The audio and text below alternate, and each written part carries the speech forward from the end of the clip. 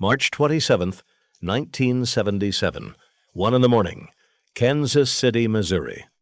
The River Quay District, that brick-paved riverfront stretch by the old market that locals called the crown jewel of downtown nightlife, Pat O'Brien's Bar, Judge Roy Bean's. Two buildings standing side by side on Delaware Street, owned by a man named Fred Harvey Bonadonna. And then they weren't standing at all. The blast tore through the block at 1:15 a.m. Federal investigators arriving at sunrise would later determine the bombers used 10 times the explosive needed to flatten those two buildings. 10 times. This wasn't demolition. This was a message written in fire and brick dust to anyone in Kansas City who still thought they could tell the Civella family no. This wasn't some routine mob hit. This was the opening detonation of a war that would consume Kansas City's underworld for the next 8 years. 5 mob figures dead in 18 months. 3 buildings bombed, a federal informant turned witness. And at the end of it, an FBI operation called Strawman that would crack open the largest casino skimming conspiracy in Las Vegas history, the Stardust. The Tropicana, the Fremont, millions of dollars vanishing into suitcases bound for Kansas City living rooms. This is the story of the Kansas City Mafia war that almost nobody outside the Midwest remembers. The mob war the history books skip. The real events that Martin Scorsese used as the bones for Casino in 1995 before he moved the action to the Strip and made it about Vegas. Because the truth is this. The skim Robert De Niro's character protects in that movie. The cash couriers. The bosses watching from a kitchen table somewhere in the Midwest. That was Kansas City. That was Nick Civella. And it all started falling apart on the River Quay. But here's the part the movie left out. The thing that makes this story different from every other mob war you've ever heard about. Kansas City wasn't supposed to be a battlefield. Nick Civella had spent 30 years making sure of it. So how did a quiet, disciplined, untouchable crime family suddenly start blowing each other up over a few strip clubs by the riverfront? Stay with me. Because the answer reveals something about organized crime that almost nobody understands. To get there, you have to go back to the man at the top, Giuseppe Niccoli Civella, born March 19, 1912, in Kansas City's old Italian North End. By the time he was a teenager, he had a juvenile record. By his 20s, he was running gambling. By 1953, he was the boss. Nick Civella was small, 5'5", quiet voice. Lived in a modest house on a quiet street, drove a modest car. Never went to flashy restaurants. He read newspapers in the morning, met with crew bosses in the afternoon, and ran his family like a corporation. You have to understand something about Kansas City. It wasn't New York. It wasn't Chicago. The Civella family had maybe 60 made guys at its peak. They didn't have the numbers. What they had was discipline and the right phone calls. Nick had built alliances with Joseph Aiuppa in Chicago, with the Cleveland family, with Milwaukee.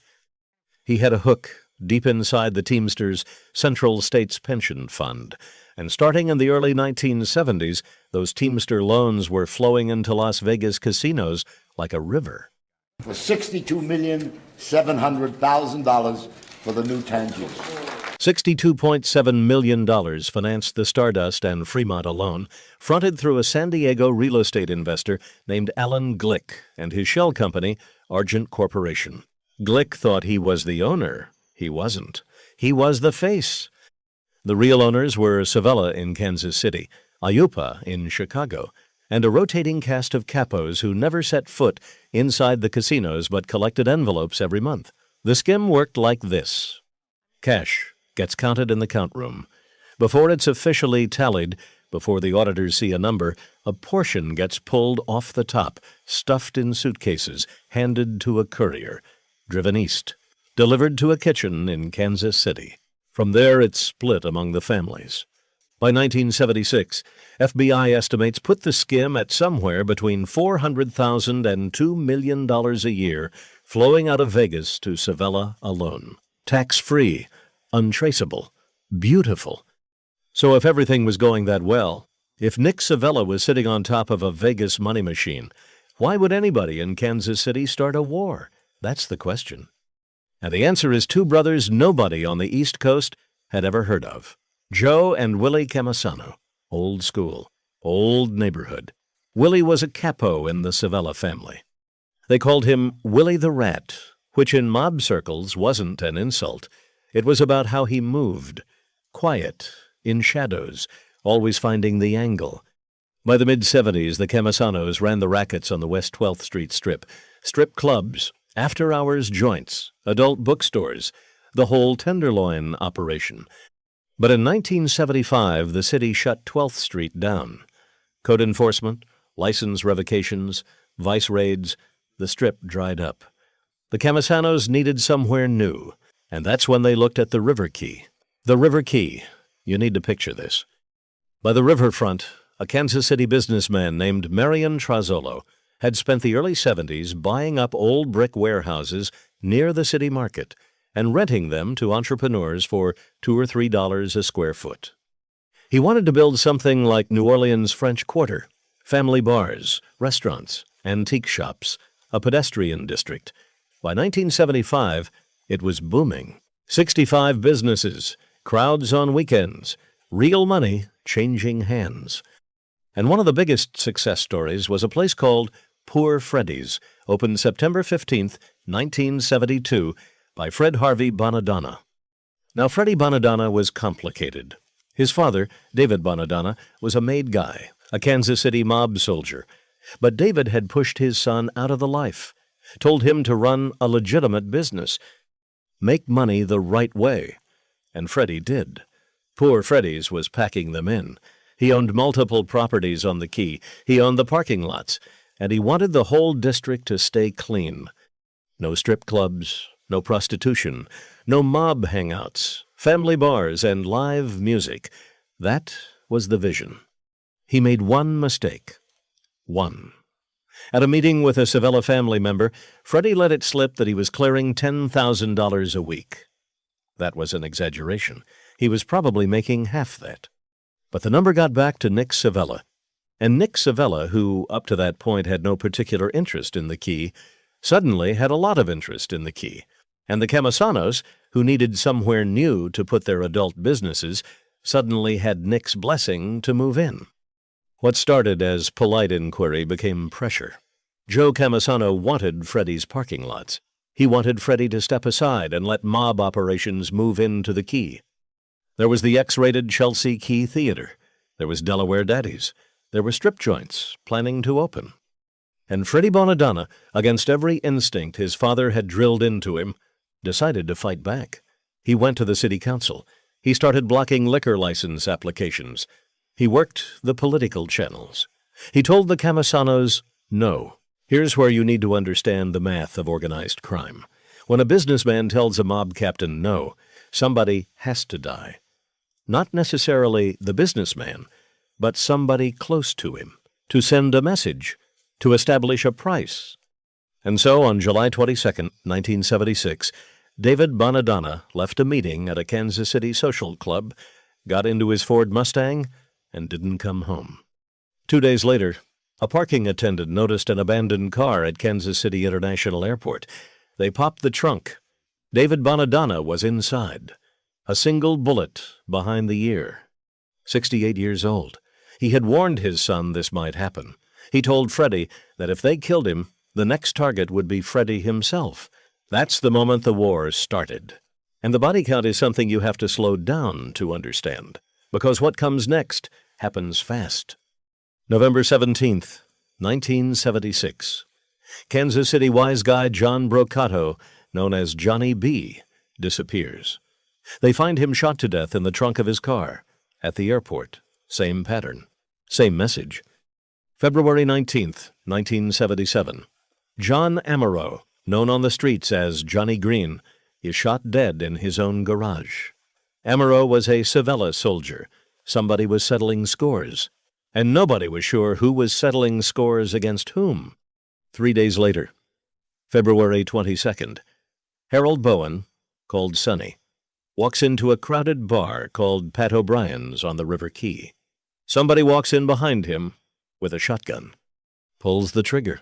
Bowen dies on the floor in front of dozens of witnesses, none of whom saw anything, none of whom remembered anything, because that's how Kansas City worked. You drank your beer. You looked the other way. You went home. Freddie Bonadonna was already gone. He had fled the city in February of '77, weeks before the big bombing. He went into hiding. He knew what was coming. And on March 27th, the bombs went off. Pat O'Brien's, Judge Roy Bean's, 2 of his buildings reduced to brick rubble. The Camisanos sending their final message. We told you to step aside. You didn't. Now nothing remains. We told you to step aside. You didn't. Now nothing remains. But here's where the war got out of control. Because the Camisanos weren't the only crew on the Kansas City streets. There was another faction, the Sparrow brothers. Mike, Joe, Carl, and Nick. Italian, yes, but never made guys. Always on the fringes of the Civella family, always pushing for more respect. And they had their own crew, their own loyalists, and a particular hatred for Willie Camisano. The Sparrows saw the River Quay land grab as a violation. They saw the killings as an excuse to settle old scores against them, and they started fighting back. August 5th, 1977. Gary Parker, a Kansas City mob associate, gets into his car in his own driveway. He turns the key. The car bomb takes him apart. His family hears it from inside the house. That brought the death toll to 4 in roughly 13 months. And then came 1978, the bloodiest year. May 2nd. Myron Mancuso, who everybody called Alley Cat Andy, gets shot to death behind the wheel of his car.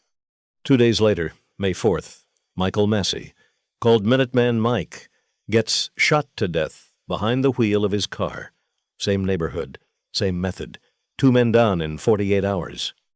And then May 17th, 1978, the Virginian Tavern on Admiral Street in the River Quay district. 3 of the Sparrow brothers, Mike, Joe, and Carl, are sitting in a booth in the late afternoon, eating, talking. They feel safe. The Virginian is their place, theirs. And the door opens. Multiple men with guns walk in. They don't say anything. They open fire. The booth gets torn apart. Mike Sparrow dies right there at the table. Joe takes wounds but survives. Carl takes a round to the spine and lives but never walks again. The rest of his life he'll be in a wheelchair, running operations out of car lots and offices, knowing the Civellas put him there. 8 deaths now, counting David Bonadonna, Brocato, Amaro, Bowen, Parker, Mancuso, Massey, and Mike Sparrow. 8 bodies in 22 months. And nobody outside Kansas City paid attention, because Kansas City wasn't supposed to be a battlefield. Vegas was the story. New York was the story. The 5 families. John Gotti. Kansas City was supposed to be the quiet partner, the discreet bagman, the Midwestern hideout, not a slaughterhouse. But here's the thing about a mob war. It doesn't just kill bodies, it kills concentration. While Nick Civella was running this war, fielding panicked calls from the Camisanos, ordering hits to keep his family from fracturing, he was also supposed to be running a Las Vegas casino skimming empire that depended on absolute secrecy and discipline. The FBI was watching. They had been watching for years. And what the war did was take Nick's eye off the prize at exactly the wrong moment. In 1978, while the Sparrow blood was still drying on the Virginian tavern floor, the FBI launched Operation Strawman. Wiretaps, surveillance, bugs in social clubs. The agents focused on one address, the kitchen of Nick Civella's brother, Carl, known as Cork, and his lieutenant, Carl DeLuna, who they called Tuffy. The agents listened, and what they heard was a gold mine. Civella associates discussing the Tropicana, talking about a man named Joseph Agosto, who ran the Foley's Burgere show at the Tropicana and who was, in reality, the Kansas City mob's man inside the casino. Talking about cash courier routes, talking about who was getting how much in Chicago, Cleveland, Milwaukee.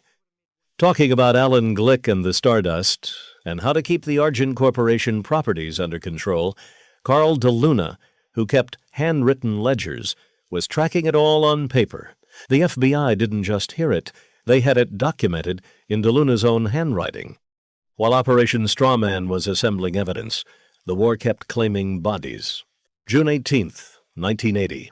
Joe Sparrow, the brother who survived the Virginian Tavern Massacre 2 years earlier, dies in an explosion at his farm. Official story.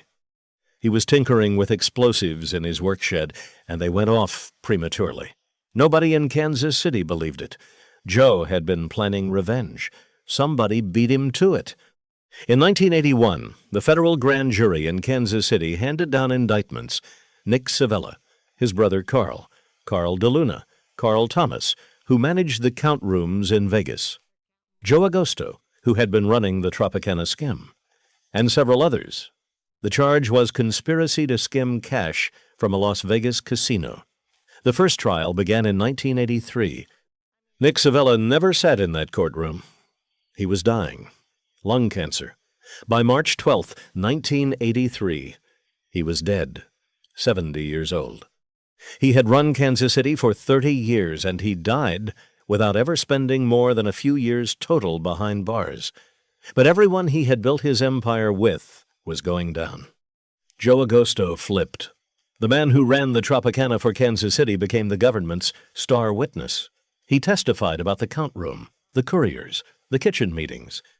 His testimony, combined with the wiretaps and DeLuna's notes, was devastating.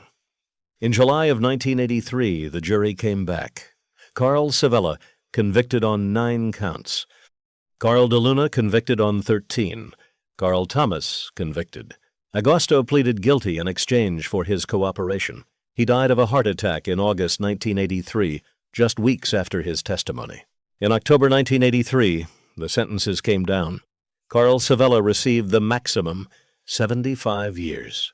He would die in federal prison in 1994. DeLuna pleaded guilty to additional skimming charges in 1986 and got 16 years on top of his existing sentence, plus over $200,000 in fines. The Vegas pipeline that Nick Savella had spent a decade perfecting was finished. The Argent Corporation was forced to sell its casinos. Alan Glick cooperated with the government and walked away. But the war wasn't done yet.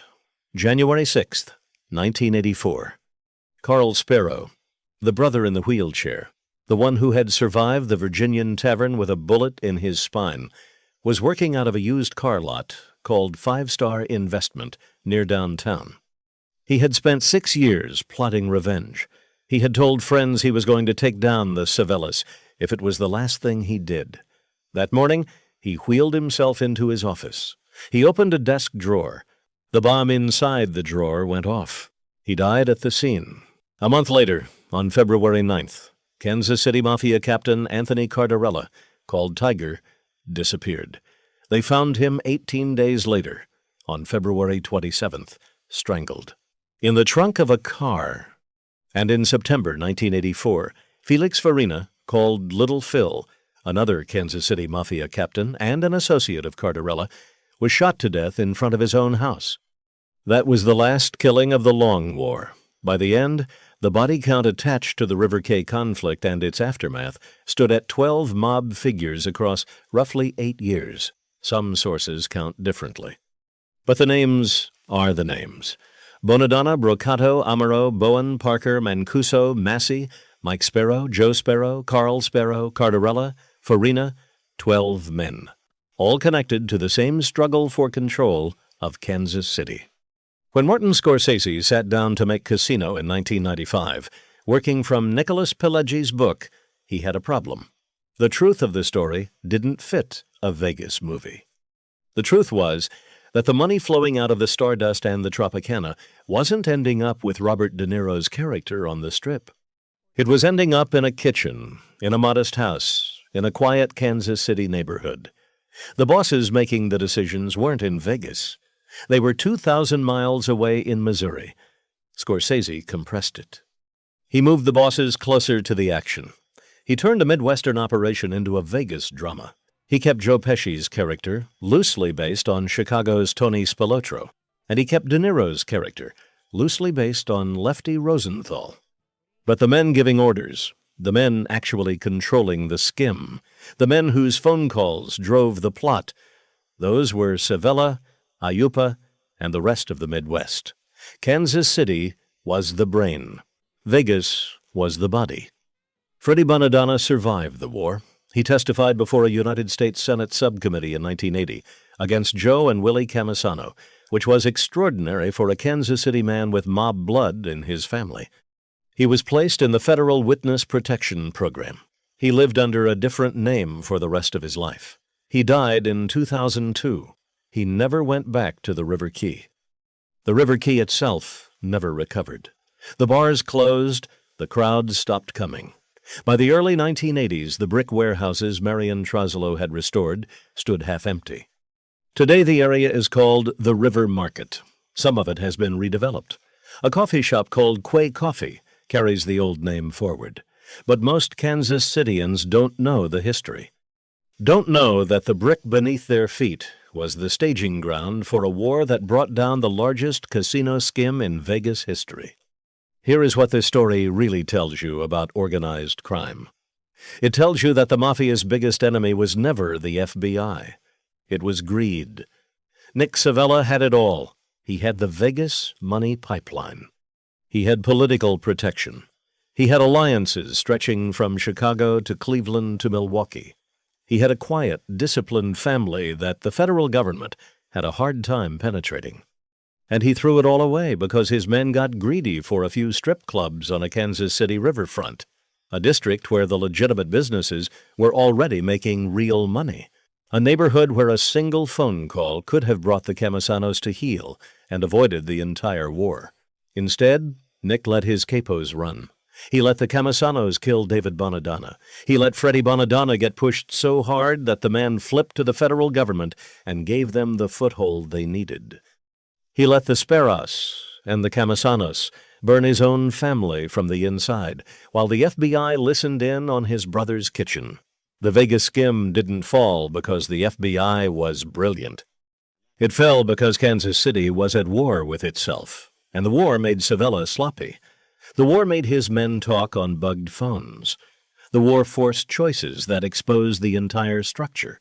Nick Civella spent 30 years building one of the most disciplined, most profitable, most untouchable crime families in America.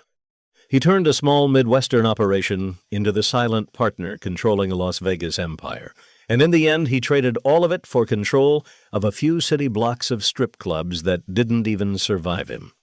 The Camisanos went to federal prison. Carl Civella died there. DeLuna died a few years after his release. The Speros were wiped out almost completely. The Vegas casinos changed hands. The skim was over. The age of mob control in Las Vegas was finished. And the war that ended it, the war that Scorsese had to fictionalize because the real geography was inconvenient, almost nobody remembers. That's the real cost of organized crime. Not the glory, not the suits, not the social clubs.